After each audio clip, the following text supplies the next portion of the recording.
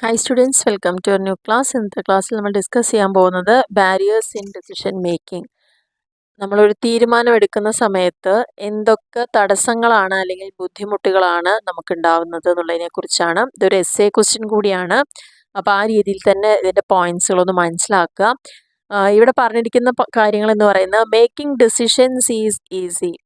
തീരുമാനമെടുക്കുക എന്ന് പറയുന്നത് ഈസി ആണ്, പക്ഷേ making the right decision is difficult. തീരുമാനം നമുക്ക് എങ്ങനെ വേണമെങ്കിലും എപ്പോൾ വേണമെങ്കിലും എടുക്കാൻ സാധിക്കും, പക്ഷേ എടുക്കുന്ന തീരുമാനങ്ങൾ ശരിയാണ് എന്ന് വരിക എന്ന് പറയുമ്പം അത് വളരെ ബുദ്ധിമുട്ടുള്ളൊരു കാര്യമാണ്.